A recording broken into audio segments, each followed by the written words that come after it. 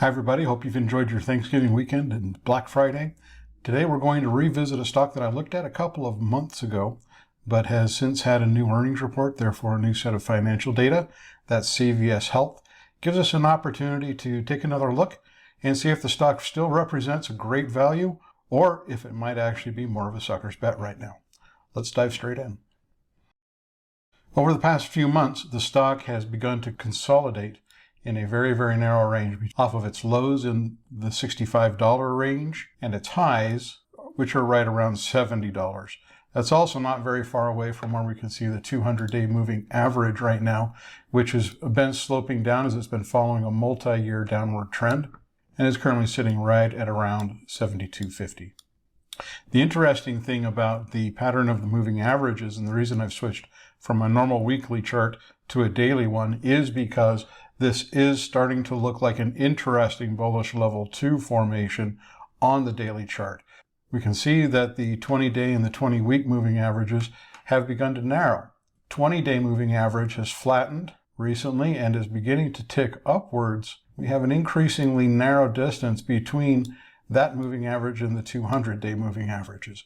That's pretty interesting. And more importantly, over the last couple of days, and just really starting this week, the stock has started to pick up some interesting bullish momentum that has seen it push up to just a little bit below $70 right now. So it's right about in the middle of its overall consolidation with bullish momentum starting to pick up. This could be a sign of good short-term momentum. Whether or not that's enough to possibly reverse this downward trend, there's obviously a little bit of ways to go. But right now, this is looking like an interesting signal. The next question, of course, is whether or not all of this price action in a stock that is clearly trading in the lower end of its historical ranges also still translates to a stock that offers a useful value. When I looked at this stock a couple of months ago, the value proposition was extremely attractive. The question now, with a new set of financial data to analyze, is whether or not that value proposition still holds up. Let's go ahead and take a look at the financials. Free cash flow has declined over the last 3 months, from about $17.6 billion 3 months ago to its current level at about $11.3 billion. That's also a decline from about $13.5 billion a year ago. That's not a great indication. It's also not atypical for a lot of companies under current economic conditions, high interest rates, those kinds of things. This does translate still to an interesting free cash flow yield of 12.9% despite the decline. The company's balance sheet gives us a little bit of a mixed picture. Over the last 3 months, cash has declined by about $700 million to the current $6.2 billion from about $6.9 billion 3 months ago. However, this is also a number that has increased over the last year from $15.7 billion to its current number at about $16.2 billion. So that's interesting. Again, a little bit of a mixed bag. Long-term debt has increased over the last year from about $50.5 billion 12 months ago to just a little bit under $60 billion as of the last quarter. In the quarter prior, long-term debt was at about $61.4 billion.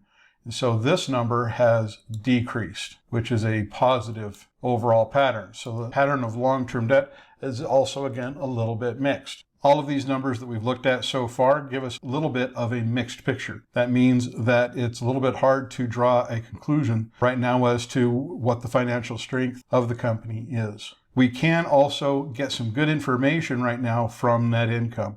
I like to compare net income to revenue to try to measure what companies' operating profile and their operating margins look like.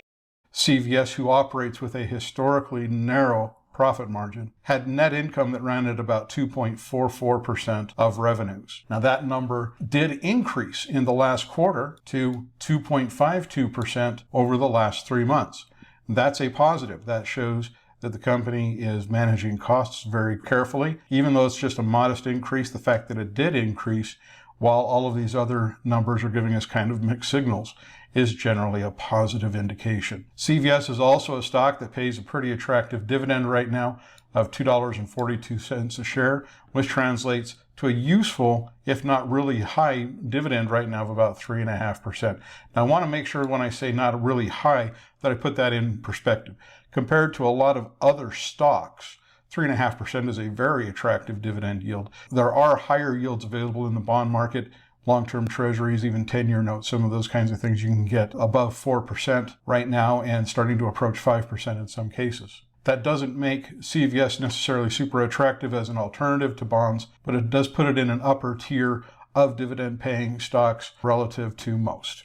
My value analysis for this stock puts the fair value target at about $98.50. This is an evaluation that has declined quite a bit from the last couple of months when my fair value target was in the neighborhood of about $170 the last time that I looked at this stock. Even with that significant decline, we are looking at a stock that, with its price currently at about $69 per share, is still looking pretty attractive with about 42.6% of upside right now. Does that mean that this is a great value right now that you should think about taking advantage of? That's a little bit in the eye of the beholder. The fact that the value proposition has declined as significantly as it has, with a lot of mixed information from the balance sheet and from free cash flow, as we can see, is something that would give me a little bit of pause. And I would probably wait for another quarter to see if some of these numbers start to show some additional signs of improvement first. What about the stock's overall technical pattern? I mentioned that it looks like bullish momentum could be shifting in an upward direction, and that's generally a positive indication. Does that mean that there might be some short-term opportunities that you have to work with the stock? That really comes down to evaluating near-term reward to risk against each other to determine if the setup that it looks like it may be offering right now is worthwhile. Let's go back to our chart and let's take a look at that. I mentioned previously that the top of the stock's consolidation range is around $70 per share, with the 200-day moving average sitting right at around $72.50 right now. That means that I'm going to go ahead and I'm going to put immediate resistance right now. That's about $3 away from the stock's current price. So that's the near-term reward. Now, if the stock does pick up bullish momentum, if it pushes above $72.50, it looks like its next likely resistance is likely to be in about the $76 range, based on the pivot highs that you can see with the not great line that I just drew. So if we see the stock pick up bullish momentum, push above $72.50, it looks like there could be about $4 of additional upside at that point. Current support looks to be at around $67.50 right now, based on the recent pivot lows, including the low point that gave the stock the room to begin its rally this week. That means there's about $2 of downside compared to about $3 of upside right now.